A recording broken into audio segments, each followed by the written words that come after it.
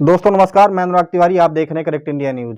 दोस्तों आपके स्क्रीन पर दो नाम, एक राहुल गांधी जी, एक आम आदमी पार्टी के पूर्व उप मुख्यमंत्री मनीष सिसोदिया जी। इन्हीं दो नामों पर आज हम चर्चा करेंगे। चर्चा इसलिए जरूरी है कि जिस तरीके का पोस्ट या जिस तरीके के चर्चाएं इन सबके ऊपर की जा रही है, चल रही है, उसके ऊपर बात करना ही बहुत जरूरी है। और आप सबको तथ्य जो अस्पष्ट तरीके से सत्य हो उसको आप तक पहुंचाना यह हम सबकी जिम्मेदारी है। तो दोस्तों बिना देरी किए चलते हैं सबसे पहले राहुल गांधी जी की इस फोटो के ऊपर। आप देख रहे हैं कि यह फोटो जो रावण की संज्ञा के रावण का दर्जा दिया गया है राहुल गांधी जी को, यह पोस्ट भारतीय जनता पार्टी के ऑफिशियल ट्विटर हैंडल से कल पोस्ट किया गया। और इसमें भारतीय जनता पार्टी क्या कह रही है राहुल गांधी जी के लिए, आपको पढ़ के सुनाते हैं आपके स्क्रीन पर। इसमें बीजेपी ये कह रही है कि the new age Ravan is here, मतलब नए जमाने का रावण यहाँ पे है। ही इज एविल जो कि बुरा है, एंटी ड्रामा जो कि ड्रामेबाज है, एंटी राम जो कि भगवान राम के विरुद्ध है, his aim is to destroy Bharat जिसका उद्देश्य भारत को नष्ट करना है। सोचिए, इस तरीके के वाहियात, इस तरीके के उकसाऊ पोस्ट किसी भी पार्टी के लिए या किसी भी पार्टी के द्वारा किया जाना ये गलत है। इस तरीके का पोस्ट अगर और कोई पार्टी किसी और पार्टी के लिए या भारतीय जनता पार्टी के लिए की होती तो अब तक उसके खिलाफ एफआईआर होकर उसको उस जेल की सलाखों के पीछे पहुंचा दिया गया होता। ये मैं दावे के साथ कह सकता हूं।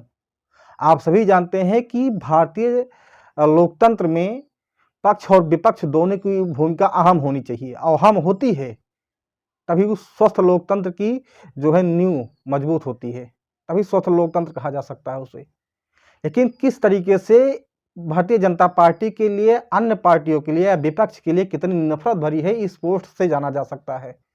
हम ये नहीं कह रहे हैं दोस्तों, हमने वो दौर भी देखा है, हमने वो दौर भी सीखा है, उस दौर को पढ़ा है कि जिसमें राजनीति के लिए राजीव गांधी ने अटल बिहारी वाजपेयी को सरकारी खर्चे से उनके किडनी प्रत्यारोपण के लिए उनको विदेश भेजा था। एक वो दौर था। आज की दौर क्या है? आज के दौर में इतनी नफरत कि जिसकी निंदा करना कम है। आप सभी जानते हैं, हालांकि मैं उस पर नहीं जाना चाहूंगा आगे। बस इतना कहूंगा कि इस तरीके का पोस्ट, इस तरीके का उकसाऊ पोस्ट नहीं किया जाना चाहिए, वो कोई भी पार्टी हो, कोई भी दल हो। तो चलिए दोस्तों, तो उस पर क्या हुआ, जब इनका पोस्ट आया तो इसके बाद फिर आम आदमी कांग्रेस पार्टी के भी ट्वीट आया और इस पर उन्होंने कांग्रेस पार्टी ने पूरी तरीके से घेरते हुए कांग्रेस पार्टी के राष्ट्रीय प्रवक्ता सुप्रिया श्रीनेत क्या कहती हैं, आपके स्क्रीन पर उनका ये ट्वीट, एक वो भी पोस्ट करती हैं, एक फोटो पोस्ट करके, और लिखती हैं कि यह कार्टून 1945 में नाथूराम गोडसे द्वारा प्रकाशित अग्रणी ने छापा था। रावण के शीशों में महात्मा गांधी, पटेल, बोस, नेहरू, मौलाना आजाद, राजगोपालाचारी जैसों का सिर था और उन पर बाण सावरकर एवं श्यामा प्रसाद मुखर्जी चला रहे थे। महामूर्खों, इतिहास याद होता तो ये गलीच हरकत ना करते। ये सुप्रिया श्रीनेत जी का कहना है। ये कार्टून, मैं इस कार्टून की भी निंदा करता हूं।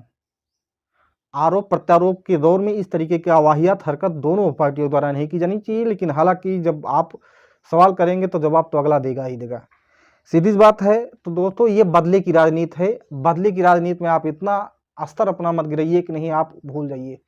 कांग्रेस पार्टी की बात करें तो कांग्रेस पार्टी रावण कैसे हो सकती है, जिसके पूरे खानदान ने इस देश के लिए अपने प्राणों की बाजी लगा दिया, अपने प्राण न्यौछावर कर दिए।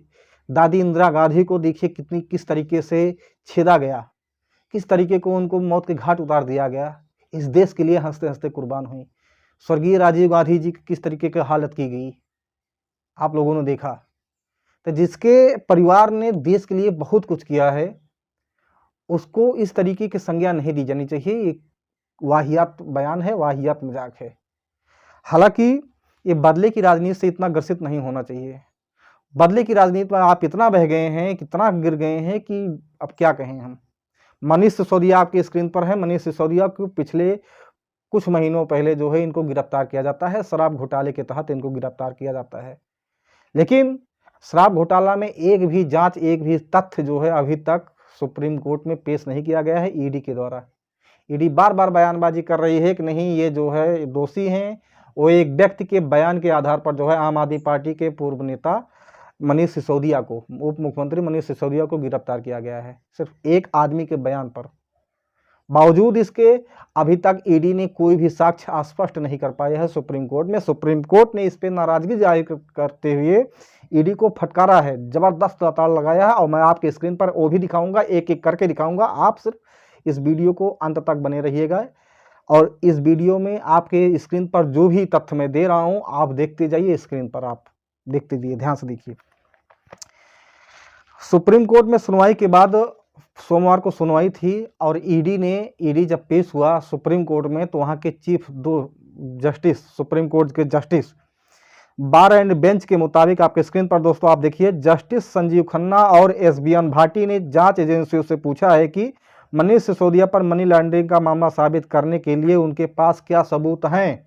आप ध्यान से देखिए स्क्रीन पर एक एक शब्द मैं आपको दिखा रहा हूँ, आपको साक्ष्य दिखा रहा हूँ कि आखिर सुप्रीम कोर्ट में ईडी और सुप्रीम कोर्ट के न्यायाधीशों के बीच क्या क्या शास्त्रार्थ हुए, क्या क्या साक्ष्य प्रस्तुत किया गया ईडी के द्वारा और सुप्रीम कोर्ट ने क्या चिंता जाहिर किया है, क्या फटकारा है ईडी को। आप देखिए आपकी स्क्रीन पर।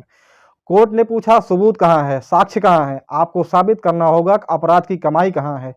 दोनों संघीय जांच एजेंसियों का दावा है कि आबकारी नीति में बदलाव के दौरान अनियमितता बरती गई और लाइसेंस पाने वाले अवैध तरीके से फायदा पहुंचाया गया। कोर्ट ने कहा हम समझते हैं कि नीति में बदलाव किया गया है और हर कोई इसे बदलना चाहता है जिससे उसे फायदा मिले। अगर हम कहें कि किसी खास ग्रुप के साथ भेदभावपूर्ण नीति बरती गई तो बिना पैसे के लेन देन को मद्देनजर रखे यह कोई अपराध नहीं बनता। कोर्ट ने फिर कहा कि जब कोई नीतिगत फैसला लिया जाता है तो हमेशा कुछ दबाव और अंतर्विरोध होगा ही। यह सच है कि रिश्वत नहीं ली जा सकती। कोर्ट ने कहा कि पूर्व उप मुख्यमंत्री तक पैसा कैसे पहुंचा, ईडी से पूछ रहा सुप्रीम कोर्ट।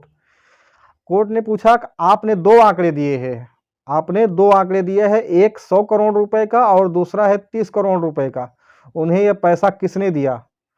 हो सकता है ये बहुत सारे पैसे लोगों ने दिए हों, कोई जरूरी नहीं कि ये शराब के धंधे से जुड़े लोग हों। दिनेश अरोड़ा के बयान के अलावा आपके पास और क्या कौन से साक्ष्य है उसको जुटाएं।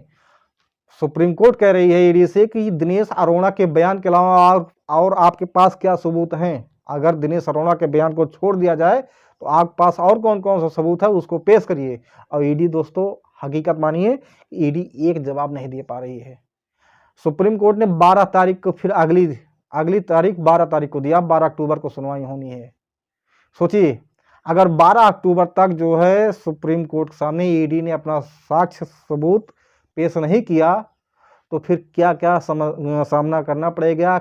हो सकता है कि सुप्रीम कोर्ट मनीष सिसोदिया को जमानत दे दे,